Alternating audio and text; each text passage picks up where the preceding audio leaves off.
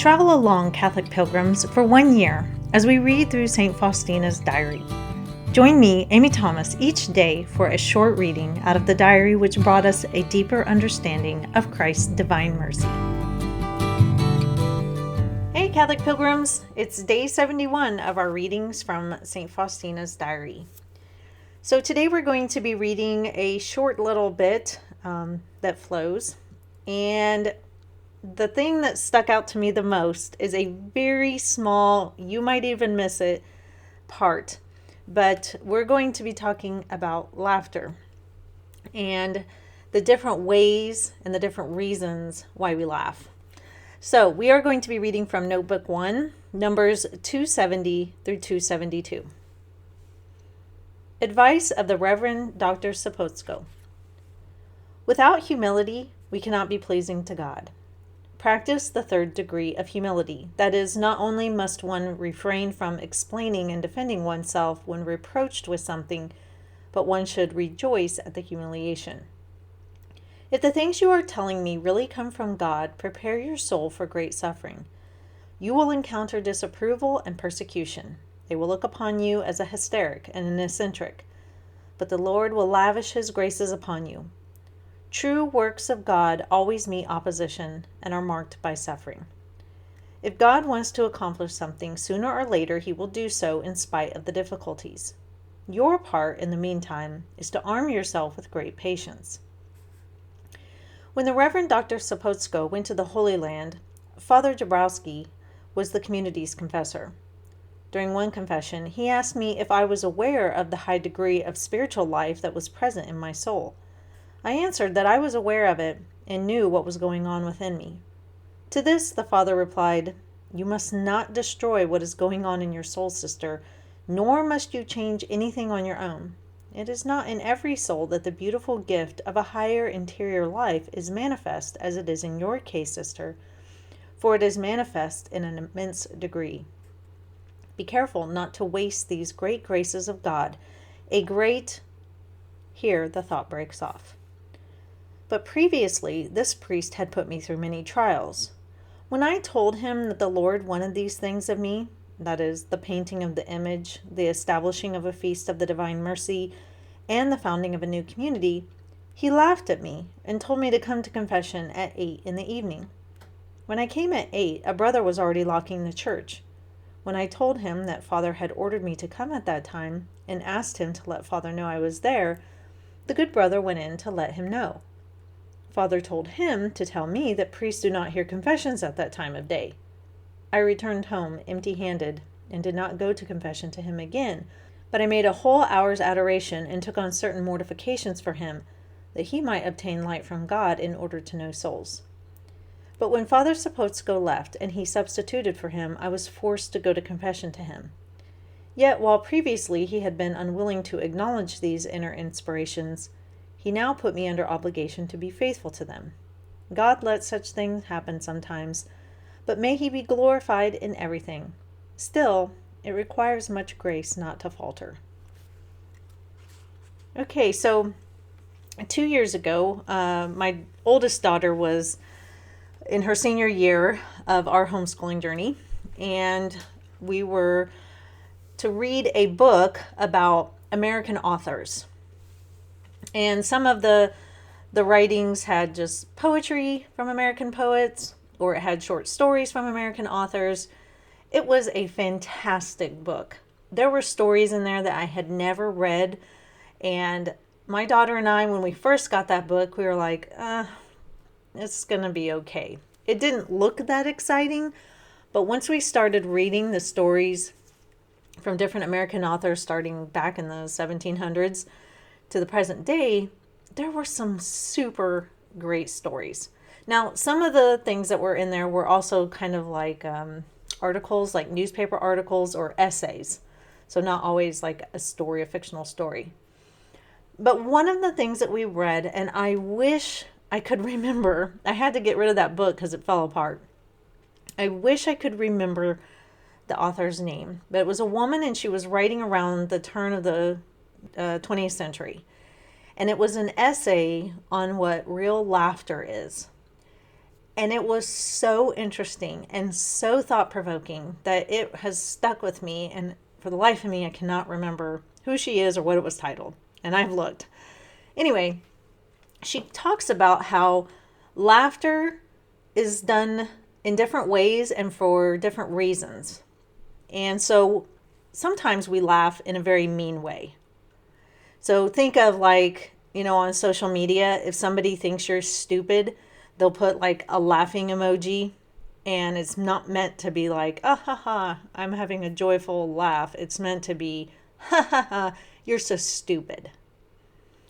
Then there's laughter in a mocking way, which is kind of similar to the, ha ha ha, you're so stupid.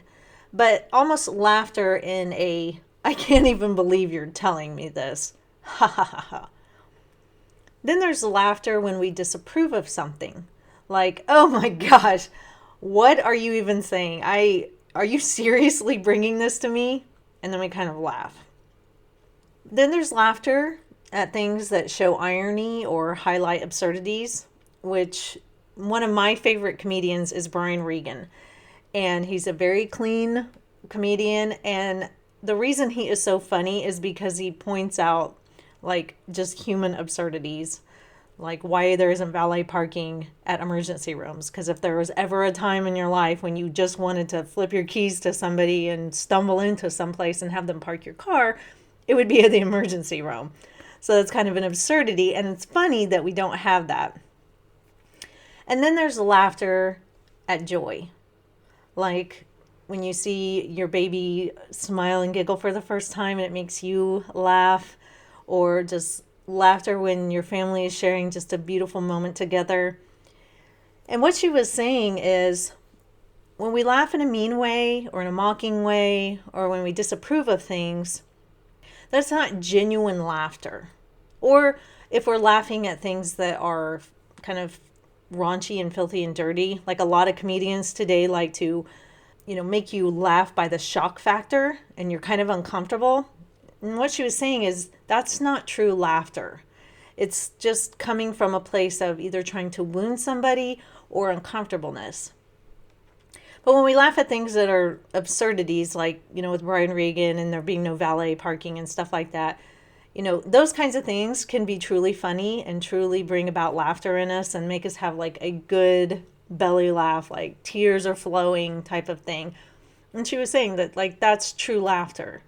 Or when we laugh when things are joyful, like, when you're laughing because your kids have accomplished something and you have no other way to express it than to laugh in a joyful way. And your kids would never take it as, you're laughing because you're making fun of them. You're laughing because it's just an expression of joy.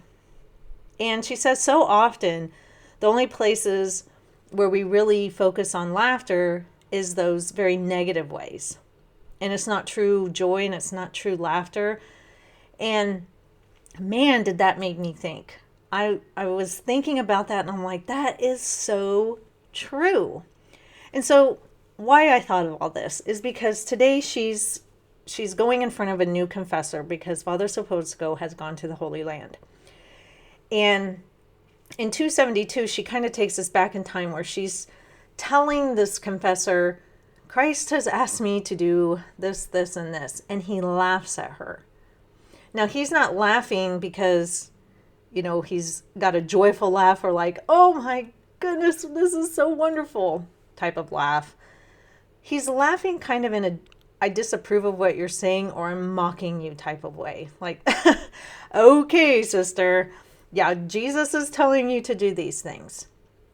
And when we get those kind of laughs in our lives, especially when we're opening up our heart and telling somebody something that we want to do or we're thinking about, and we get that kind of laughter, it can be so deflating and it just wounds our self-confidence and our ego. She even says it.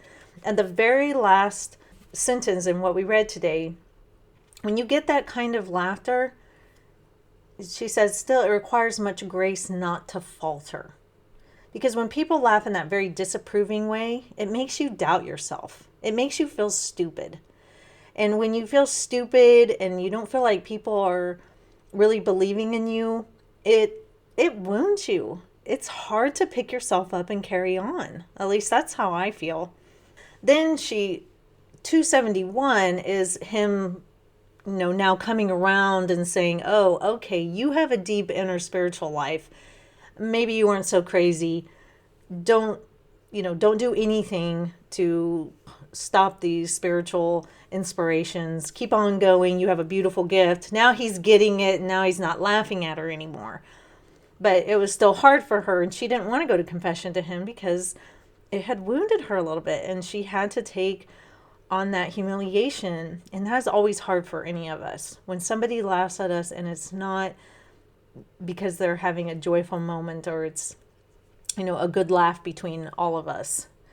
So I just wanted to bring that to your attention because that article or essay that my daughter and I read, we both were very touched by it, and it really made us think. And I think it's something that we need to be aware of is not to do the first three, not to laugh at somebody in a mean or a mocking way, or even if we disapprove. If somebody's coming to us in their faith life and they're sharing with us something that, they want to do, maybe they've got some inspiration or something, even if we doubt it, we shouldn't laugh at them in a demeaning way.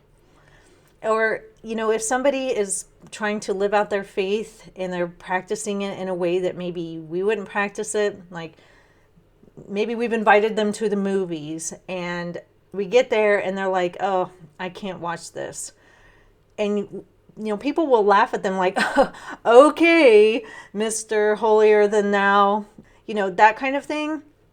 Let's try not to laugh at people, in those types of situations, and especially online. Give people the benefit of the doubt, and if they're arguing with us or countering us, don't be the person that tries to end the argument by putting the little laughy face like, you're so stupid, because that's not very Christian of us, and it doesn't draw that person to us, and it really puts a wall between people, and all it's going to do is shut them off, and then we have no hope of drawing them to Christ, of bringing them in, even if they say something that's utterly ridiculous.